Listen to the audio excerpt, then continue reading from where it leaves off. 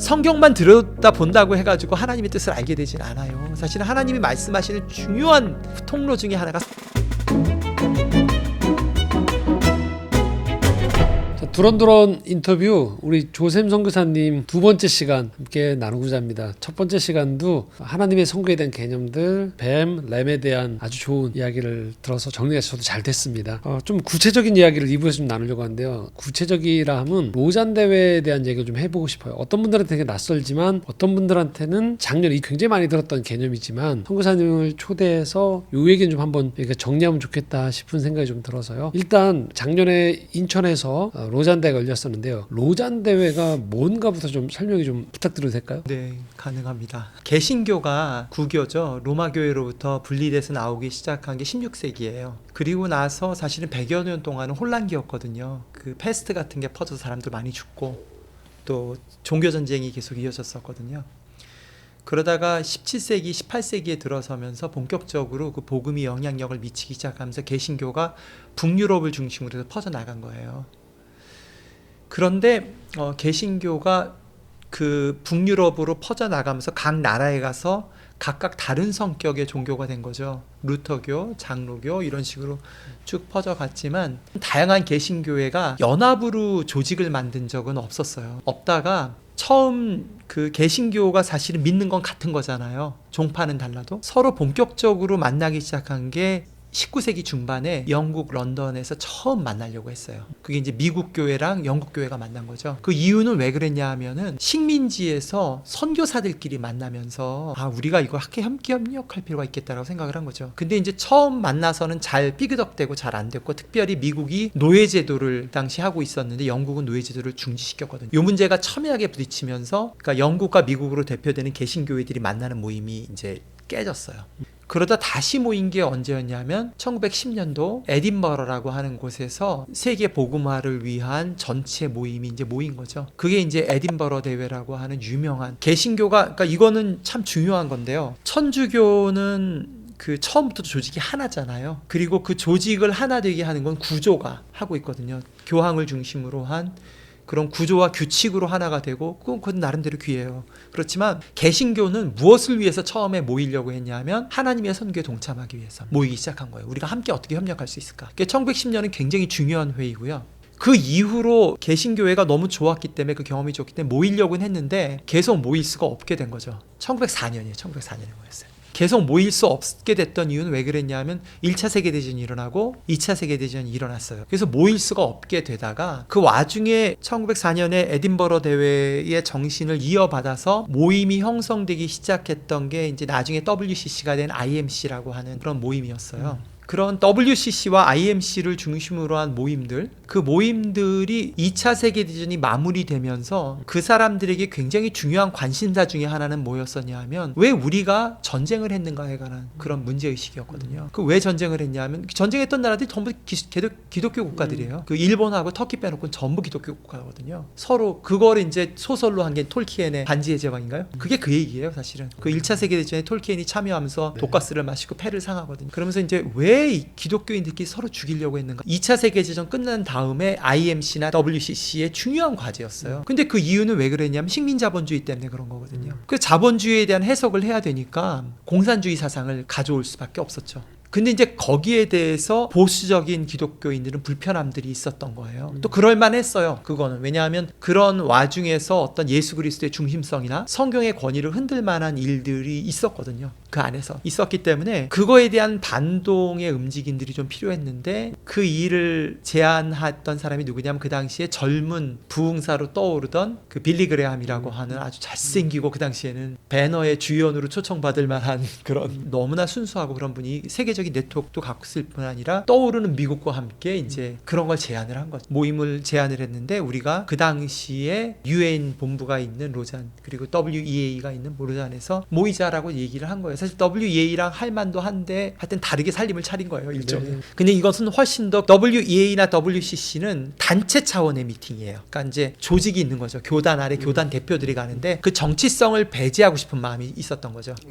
로잔은. 그래서 개인들로 초청을 하기 시작했어요. 했어요. 네. 실제로 선교를 하는 개인들로 초청을 했고 그때 2,700명이 전 세계에서 모였습니다. 한국에서도 참여했고요. 그런데 이제 그 로잔 대회에서 중요한 역할을 했던 두 흐름이 있었는데 하나는 존 스타트예요. 존 스타트는 사실 영국에서 떠오르는 복음주의의 설교자 중에 한 사람이었고요. 성공회 신부였기 때문에 사실은 에큐메니칼적인 사이드도 갖고 있었어요. 근데 이제 굉장히 미국에서 인기가 있었던, 오히려 영국보다 미국에서 인기가 있었던 설교자였죠. 그 지적인 설교 때문에. 그래서 복음주의에서 환영받고, 그런데 이 존 스타트에게 영향을 줬던 인물들이 있었어요. 그러니까 이제 지금 이 얘기는 뭐냐면 1974년에 이런 복음주의자들, 현장에 있는 개인들, 특별히 선교 현장에 있는 리더들을 초청을, 전 세계 초청을 했는데 그 개인들이 로잔에서 모였었기 때문에 이름이 로잔이 된 거예요. 원래 이름은 뭐냐 하면은 세계 복음화를 위한 위원회예요. The Committee for World Evangelization 뭐 이렇게 돼요. 그래서 G코인가 뭐 그런 이름으로 돼 있어요. 원래 이름이 그렇습니다. Global Committee for World Evangelization 뭐 그렇습니다. 그런 이름인데 로잔은 사실 별명이었어요. 별명. 로잔에서 처음 모였기 때문에. 그런데 이제 그 첫 번째 모였을 대회에 빌리 그레함은 미국식 복음주의를 대표하는 인물이죠. 주로 회심, 대형 각성 집회를 통한. 그렇죠. 대형 각성 집회를 통한 개종, 그리고 교회 개척, 그리고 이분의 논리는 뭐였냐면 교회가 건강해지면 세상이 건강해질 거라고 생각을 한 거죠. 그것도 맞는 말입니다. 그렇게 생각을 했는데 그렇게 생각하지 않은 사람들이 있었어요. 그 사람들이 누구였냐면 남미에 있는 복음주의자들이었어요. 남미는 그 당시에 어떤 과정들을 겪었냐 하면 남미는 그 식민 자본주의의 잔재가 여전히 2차 세계대전 이후에도 계속 진행이 되고 있었던 거예요. 그래서 미국이 그곳에 글로벌 기업들을 세웠을 뿐만 아니라 정치까지도 주물럭주물럭 거린 거죠. 그래서 한국에서 많이 알려져 있지만 심지어 대통령을 암살하는 일까지 미국이 사주를 했었거든요. 그런 거를 겪었던 나라들인 거예요. 그 와중에서 그 남미는 좌파들이 실제로 게릴라 활동들을 하고 그게 천주교의 해방신학까지 영향을 미치고 이제 그런 토양이 됐거든요. 근데 그 가운데서 복음주의적 신앙을 갖고 있었던 사람들이 그 토양에서는 어떤 생각을 하게 됐냐 하면은 그 공산주의로 넘어가진 않지만 순수한 복음을 지키면서도 여전히 사회적인 개혁이 없이는 복음이 온전히 증거되지 않는다는 것을 그 토양에서 알게 된 거죠. 개인의 내적인 회심만 가지고는 안 된다라는. 그렇죠. 구조적인 문제를 같이 씨름해야 된다라고 생각했던 인물들이 있었어요. 사무엘 에스코바라든가 대표적인 인물은 르네 파띠아예요. 르네 파띠아, 사무엘 에스코바 이런 사람들이, 코스타스 이런 사람들이 모여서 그분들이 존 스타트를 초청을 했어요. 로잔 대회 전에. 그러면서 한 달 동안 남미를 여행을 같이 했죠. 그러면서 존 스타트가 깊은 회심을 하게 됩니다. 이게 뭐라 그럴까? 성경만 들여다본다고 해서 성경을 제대로 해석하게 되지는 않아요. 상황이 필요해요. 상황으로 우리가 성경을 다시 보게 되거든요. 그 유명한 성경학자인 존 스타트도 그 상황 속에 들어가면서 영국이 아닌 다른 상황에 들어가니까 이게 깨지기 시작한 거죠. 그리고 그 상황에서 이제 오히려 소수의 목소리로 그 로잔 대회에서 계속 목소리를 낸 거죠. 그러면서 복음 전도도 중요하지만 사회적 책임을 같이 해야 된다라는 목소리를 내면서 1차 로잔 언약이 약간 아쉬운 점은 있지만 어쨌든 두 개가 똑같이 중요하다는 그 문건을 넣을 수가 있게 된 거예요. 그런 맥락으로 이 두 가지가 균형을 잡는 되게 중요한 배경이 있었던 거군요. 배경이 있었죠. 그리고 이제 그게 한글로 번역돼서 나오기 시작한 게 80년대였어요. 근데 이제 알다시피 74년에 모였고 74년 이후에 이제 작은 모임들이 있었는데 그 중에 한 모임이 78년에 모였었던 그랜드 래피즈라고 그 켈빈 신학교가 있는 그 미시간에서 모였던 모임인데 그때 나왔던 중요한 문건이 하나 있어요. 사회적 책임에 대한 문건. 그게 이제 로잔 언약과 더불어서 소개가 된 게 80년대 중반이었어요. 한국인이 늦게 들어왔죠. 근데 저는 그때 대학을 다녔거든요. 그 당시 교회 오빠요 청년부 회장으로 있었는데 변화되는 사회 가운데에 기존 교회가 교회 성장과 개종만을 말하는 것이 뭔가 이상하다라고 느꼈고, 왜 이렇게 노동자들이 죽어가고 그리고 재개발들을 통해서 도시빈민들이 거주권을 못 뺏겨 나가고 있는 상황 가운데, 그리고 독재 정권 가운데 학생들이 이게 고문받아서 죽는 가운데에 겨우 복음이 그것밖에 얘기 안 하나? 라고 하는 큰 실망감이 있었어요.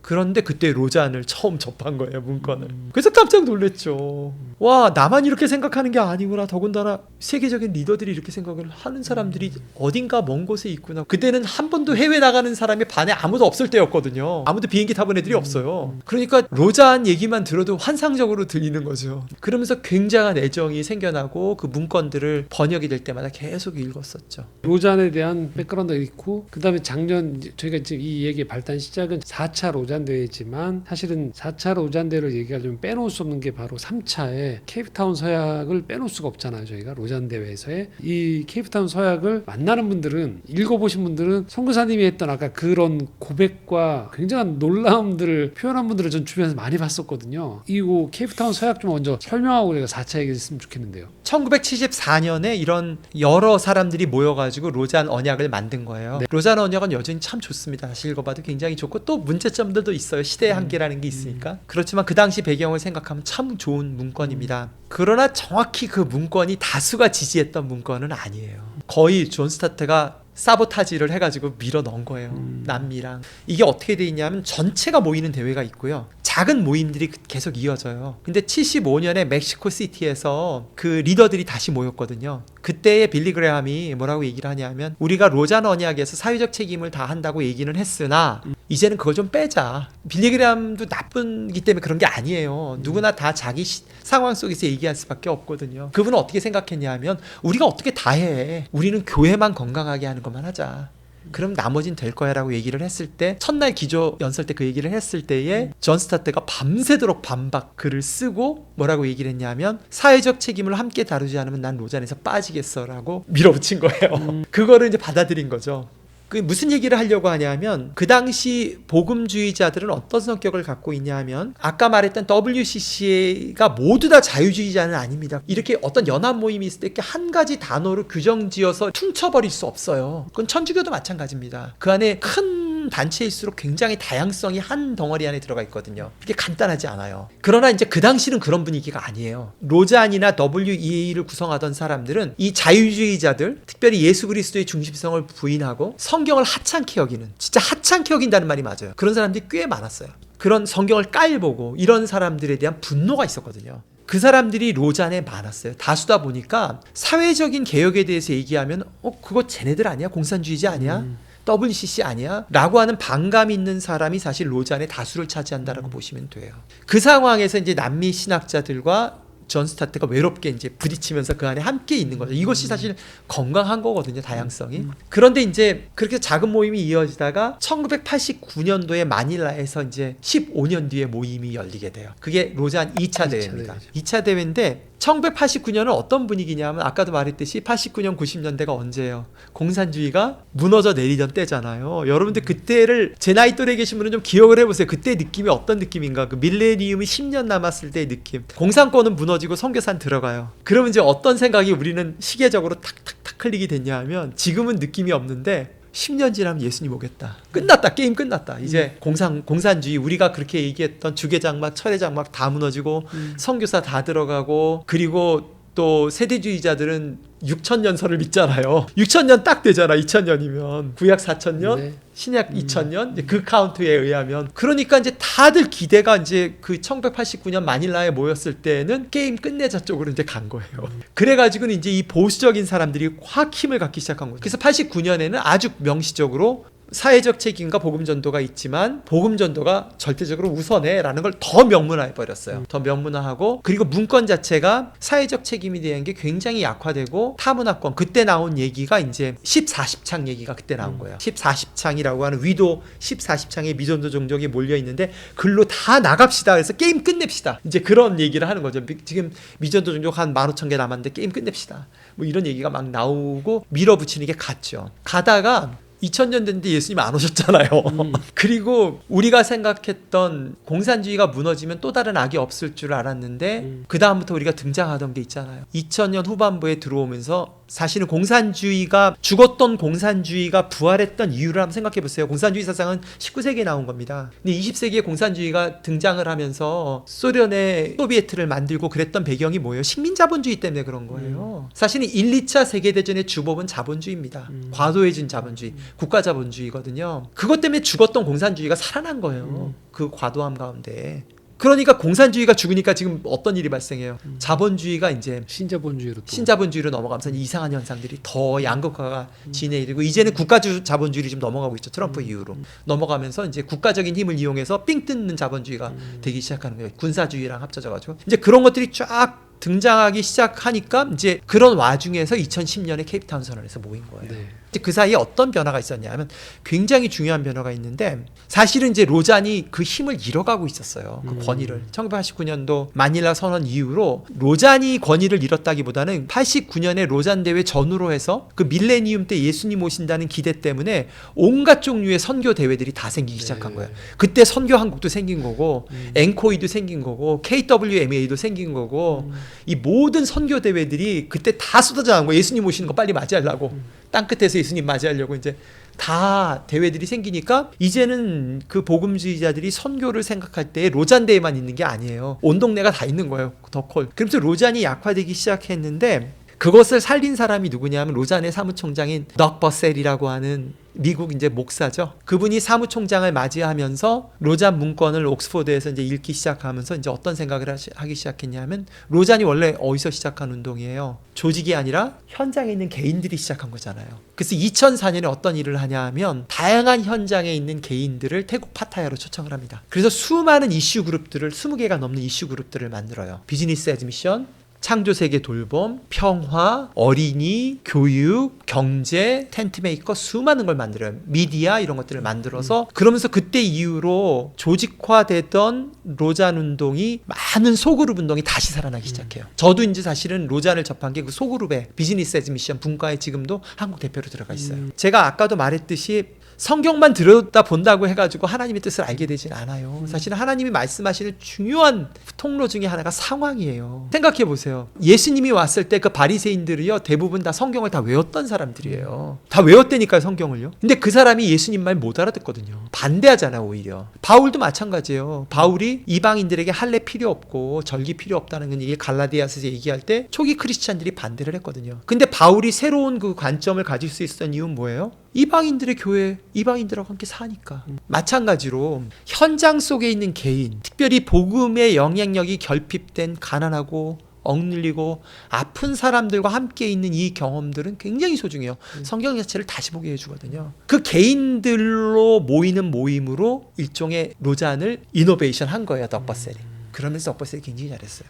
그리고 이제 그게 쌓여서 모인 게 2010년 대회였던 거예요. 그 논의가. 개인들의 논의가. 그래서 모여서도 대회에서 충분히 논의를 한 거죠. 그거를 누가 정리를 했냐면 크리스토퍼 라이시라고 하는 이제 그것도 잘한 거죠. 왜냐하면은 운동이 되기 위해서는 신학적인 정리가 필요한데 그건 은사를 가진 사람이 따로 있어요. 예를 들면 바울이 이방인 선교를 먼저 한 게 아니에요. 사도행전을 읽어보면 이미 안디옥에서 복음이 이방인들에게 전파돼서 그리스도인이라는 이름이 이미 알려졌어요. 근데 하나님이 그 중에 하나로 바울을 쓰셔서 문건을 정리한 거거든요. 근데 덕버셀이 이제 그걸 본 거죠. 크리스토퍼 라이시 어떤 사람이에요? 80년대부터 떠오르는 구약 성경학자로 글들을 계속 써는 탁월한 성경학자였거든요. 그리고 탁월한 선교학자였어요. 이 사람을 리크루팅한 거죠. 그리고 이건 대단히 중요해요. 왜냐하면은 구약과 신약을 함께 봐야지만 복음의 사회적인 함의를 알 수가 있어요. 왜냐하면 구약은 어떤 역사예요? 한 사회를 이뤄가지고 이웃과 함께 살아갔던, 전쟁도 치렀던 모든 한 사회가 운영되는 가운데 하나님의 말씀이 어떤 건가를 보여주는 기록이 쌓인 거잖아요. 그렇죠. 그 경험이 쌓인 거예요. 그걸 통해서 하나님 나라를 해석해야지만 해석이 되고 예수님도 그 해석으로 말씀을 하셨지 구약과 이별해서 말씀하신 게 아니거든요. 그래서 잘 골랐죠. 그리고 크리스토퍼 라이시 그 회의에 있었던 것 일부는 이미 썼어요. 일부는 썼고 2부는 논의된 거를 기초로 해가지고 그 글을 썼기 때문에 케이프타운 서약은 그런 과정 면에서도 바르고 그리고 그 내용에서도 현장에서 나와 있는 살아있는 하나님의 말씀이 있는 굉장히 중요한 문건이고 여전히 앞으로 제 생각에는 한 20년의 가치가 있는 너무나 좋은 문건이죠.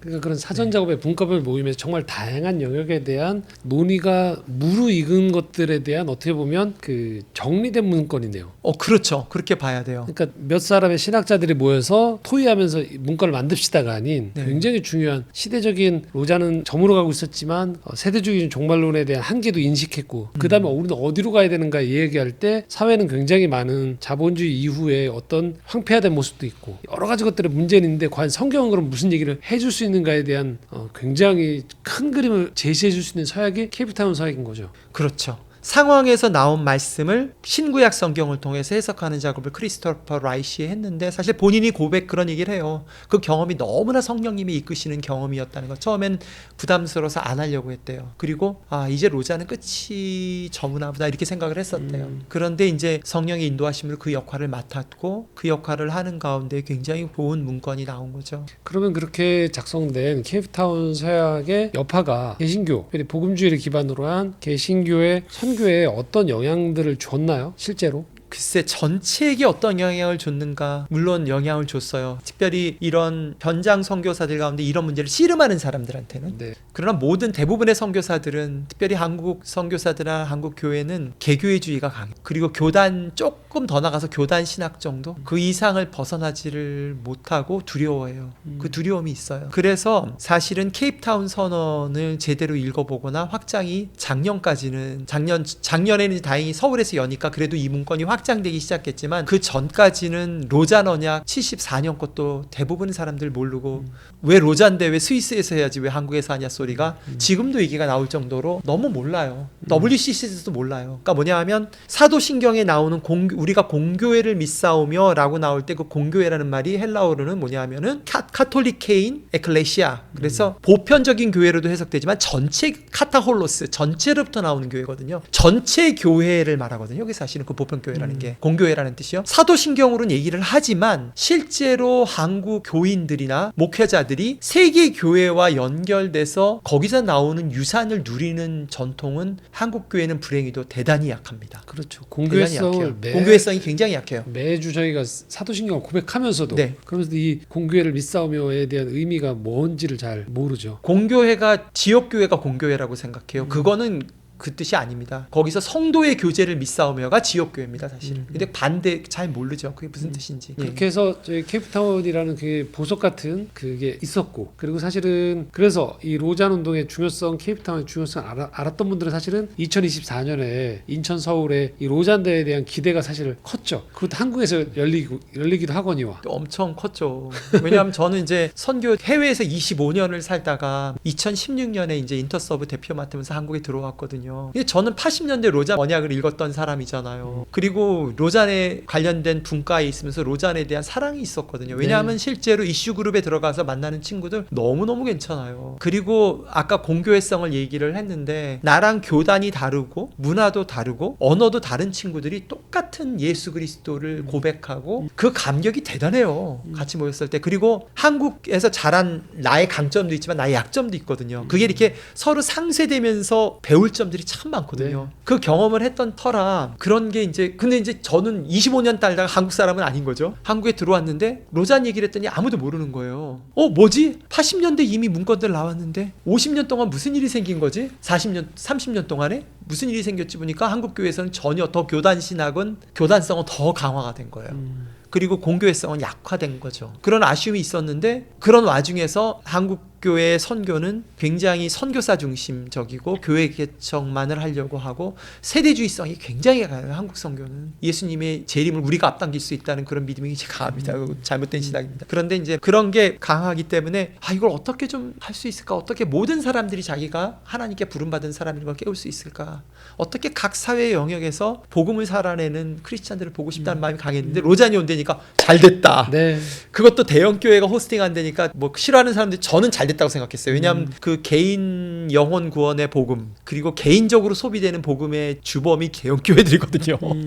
근데 그걸 하면 좀 변화가 되지 않을까라고 생각을 전 한 거예요. 그래가지고 잘 됐다. 그것도 하나님의 섭리인가 보다. 해서 엄청 기다리고 준비 모임도 계속 계속했어요. 있었죠. 2년 한 3년 전부터 준비 모임 했어요. 저도 그때 성모님 그 SNS를 통해서 많이 접했었거든요. 계속. 어떻게든지 이 분위기를 좀 살려보려고 좀 읽자 막 그런 걸 하려고 나름대로 많이 썼어요. 케이프타운 서약처럼 보통 로잔 대회가 끝날 때 그 전체의 서약문이 나오나요? 그 공식 문서가 나오나요? 아니면 작년에는 대회 시작할 때 이미 나왔잖아요. 그러니까 사실은 일부는 그냥 케이프타운 선언 같은 경우는 일부는 나왔었어요. 앞에 부분, 신앙 고백 부분은 나왔는데 그렇다고 그게 그 전에 있었던 작은 컨설테이션이 있었기 때문에 합의가 된 거긴 해요. 그리고 나서 후반부가 나온 거는 케이프타운 선언 끝나고 몇 달 뒤에 나왔어요. 다듬어서 얘기 충분히 듣고 했는데 이번 서울 선언문은 이제 작년 9월에 열렸잖아요.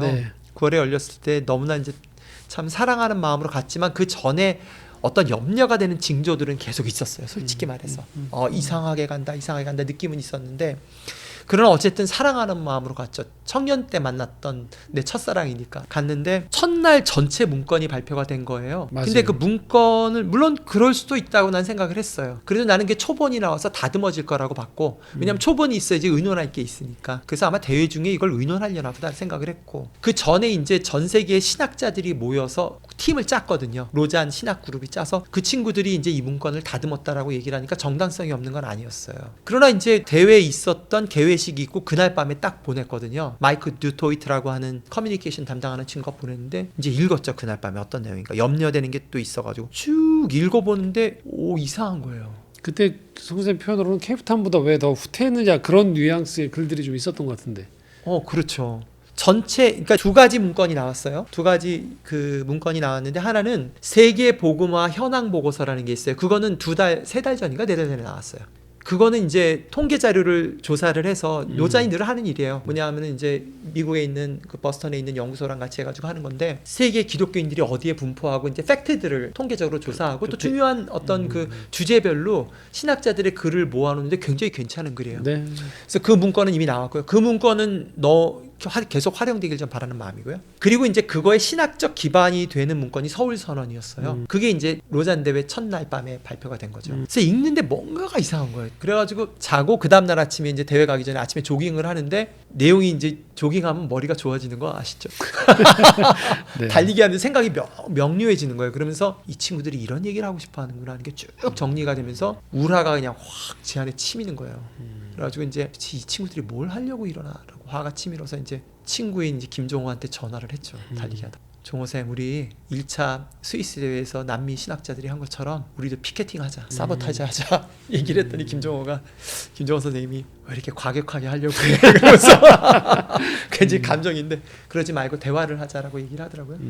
그래서 이제 정리를 하기 시작했어요. 그날 도대체 이 감정이 무엇인가를 둘이 앉아가지고 이제 정리를 하기 시작했죠. 그리고 이제 그 우리들이 느꼈던 그런 느낌들을 거기 서서 하는 건 예의가 아니라고 생각을 했어요. 그리고 또 우리가 그 본부에 보내서 전체 참석자한테 알려달라고 해서 알려주겠어요. 그래가지고 이제 첫날 월요일날 정리했고, 화요일날 우리가 정리한 문건, 영어로 된 문건을 이제 우리가 아는 사람들한테만 이렇게 보내기 시작했어요. 보내기 시작해서 우리 수요일날 저녁에 좀 모이자, 수요일날 저녁에 모이자라고 얘기를 했는데, 거기에 80명가량이 모인 거예요. 80명가량이 모였고, 거기에 누가 등장을 했냐면 우리가 깜짝 놀랐죠.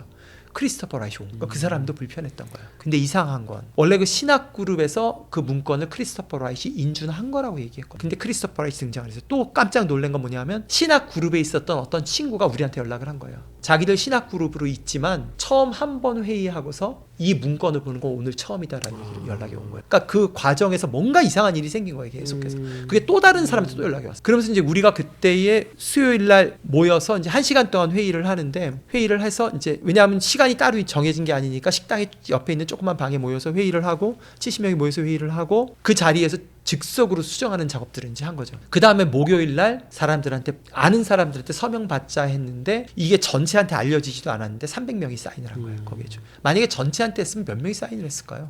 그래가지고 이제 그게 이제 우리가 그래서 정리를 해서 금요일 날 보냈다는 건 본부에 보냈어요. 국제본부에서. 이거는 이렇게 낼 수는 없다. 네. 이거 파이널로 하면 안 된다라고 얘기를 했더니, 이 친구들이 토요일 날 폐막식인데 그때까지도 서울 선언문을 한 번도 읽지 않는 거예요. 그리고 토요일 아침에 뭐라고 전체한테 문건이 날라왔냐 하면, 우리 이거 수정할 테니까 의견 받습니다라고 얘기를 하고, 우리한테 공식적인 답은 없었어요. 답은 없었지만 그걸로 이제 우리는 그래도 그 정도면 괜찮다라고 생각을 했죠. 그런 문제 제기 일단은 뭐 다 하실 필요는 없고 하나 정도나 한 가지 정도만 좀 여쭤봤으면 좋겠어요. 선교사님, 그 전체 저희가 그때 서울 선언문이 저 항목이 한 100개 정도 됐나요? 90몇 개였나요? 100개 정도 됐나요? 보셨을 때 가장 큰 문제는 뭐였나요? 가장 큰 문제를 하나로 정리하면, 하나님의 선교가 교회의 선교로 돌아가 버렸어요. 그렇게 정리하면 좀 적당할 것 같아요. 무슨 뜻인고 하니, 하나님의 선교는 세상 전체의 회복을 말해요. 그리고 세상 전체의 회복을 위해서는 모든 성도들의 역할이 중요해지죠. 그런데 요번에 나온 문건의 가장 중심 키워드는 제자훈련이에요. 제자훈련도 어디에서의 제자훈련이라고 얘기하고 있냐면, 지역교회에서의 제자훈련을 강조하고 있어요. 괜찮아요. 지역교회에서 제자훈련하는 거 좋습니다. 그러나 하나님의 선교를 전체 문건에 그것이 가장 중심에 있다라는 것은 좋은 사인은 아니에요. 한국 교회만큼 제자 훈련 많이 한 나라가 있어요?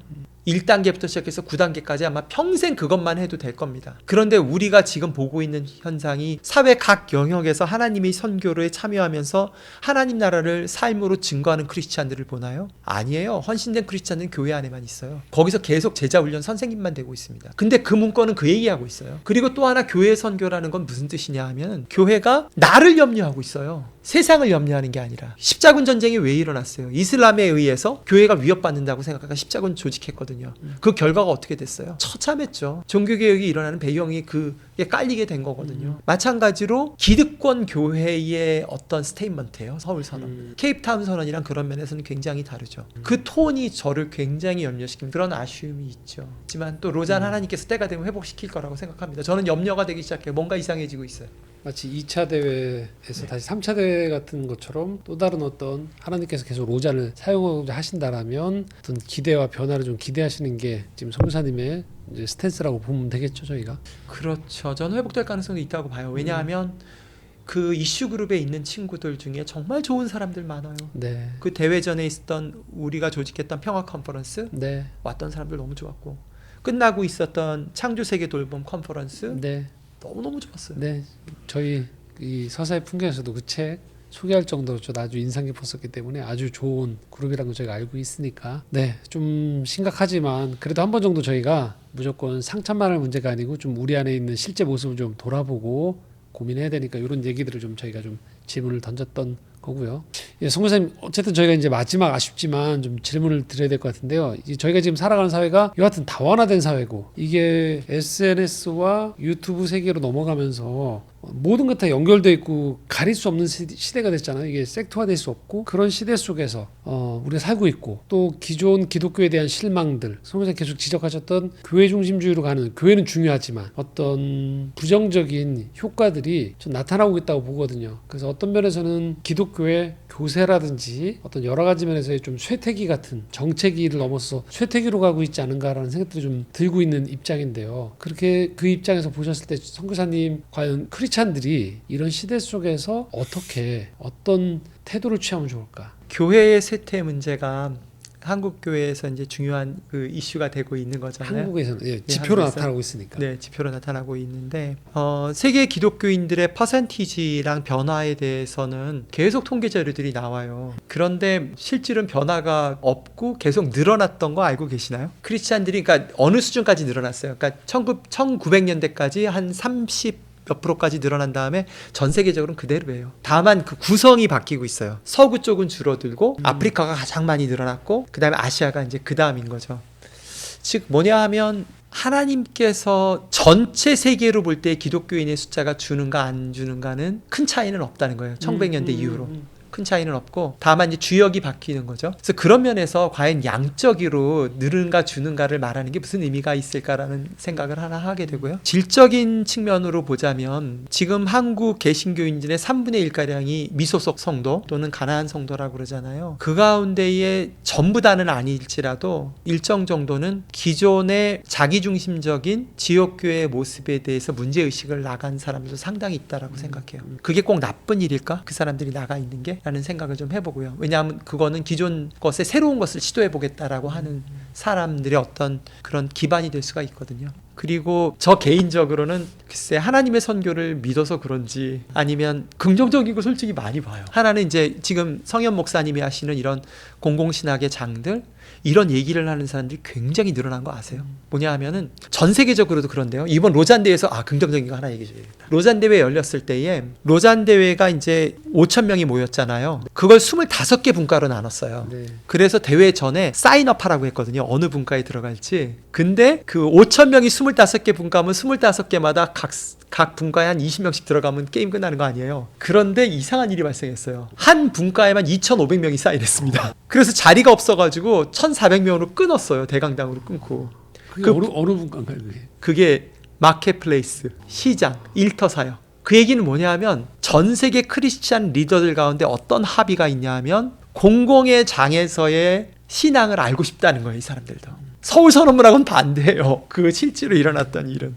지역교회가 아니라 세상 속에서 크리스찬의 역할이 뭔지 알고 싶어. 마찬가지로 제가 한 20년 전에 공공신학이라는 말 하는 사람 별로 없었어요. 그리고 그때 제가 뱀운동 시작했잖아요. 뱀 얘기하면 맨날 하는 말이 왜 해필이면 이름을 뱀으로 하냐, 그거 사탄 아니냐. 그 얘기 진짜 귀에 닳도록 들었는데 요즘은 그런 얘기 없어요. 일거사역 이것 모두 다 받아들입니다, 사람들이 지금은. 그리고 미셔널 처치에 대한 얘기도 20년 전에 얘기했을 때 선교적 교회 얘기하면 선교학자들이 모여서도 엉뚱한 소리들을 했었어요. 근데 지금도 기억하거든요. 근데 지금은 선교적 교회에 대한 합의들이 쫙 일어나고 있어요. 뭐냐면 공공신학, 선교적 그 말만 있을 뿐만 아니라 최근에 만나는 40대 목회자들 가운데에 세상 속에서 성도들의 삶을 중심으로 새로운 판을 짜는 새로운 목회를 하는 작은 교회들이 많아요. 이 친구들 진짜 괜찮아요, 만나보면. 그래서 저는 어떤 생각을 하냐 하면 하나님께서 새로운 일을 하신다. 그것은 어떻게 성도들을 세상 속에서 빛과 소금으로 살게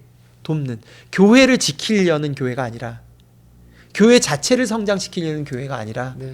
질적으로 성도들을 세상으로 파송하는 역할. 과거에는 목회자들이 자기의 비전으로 성도들을 끌어당겼다면 그런 교회가 아니라 성도들이 하나님의 선교 가운데 살 수 있도록 격려하고 오히려 그것을 기뻐하는 그런 교회의 틀들을 만드는 목회자들이 생각보다 많아요. 늘어나고 있어요. 그게 그래서 성교사님의 SNS를 보면 비관적인 비판의 글보다는 거의 대부분이 그런 대안을 추구하는 사람들, 그런 모임들에 대한 굉장히 밝은 이야기들이 훨씬 많다라는 걸 저도 늘 보기 때문에. 진짜 그래요? 그럼요. 네. 다행이다.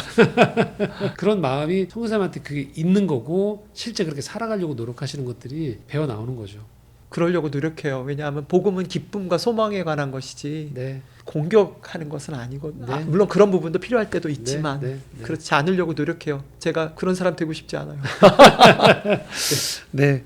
오늘 선교사님 일부러 그래서 이런 따끔한 소리도 좀 듣고 그럼에도 불구하고 어떤 이 시대 속에서 선교를 어떤 고민을 품고 살아가는가에 대한 뭐 저희가 다 얘기할 수 있는 얘기지만 정답은 아니지만 하나의 어떤 모델을 향해서 가열차게 살아가고 있는 한 선배 목회자, 선배 사역자이자 크리스찬의 이야기들을 좀 듣고 싶어서 저희가 초청을 했고 오늘 그런 얘기들을 좀 가감없이 좀 해주신 것 같아서 굉장히 감사합니다. 네, 초청해 주셔서 감사합니다. 저도 얘기할 수 있어서 기쁘네요. 네, 감사합니다. 영상 보시면서 또 관심 있는 분들 댓글 남겨주시고 함께 소통하기 원합니다. 또 좋은 소식 가지고 좋은 인터뷰로 다시 두런두런 인터뷰 찾아뵙도록 하겠습니다. 감사합니다. 감사합니다.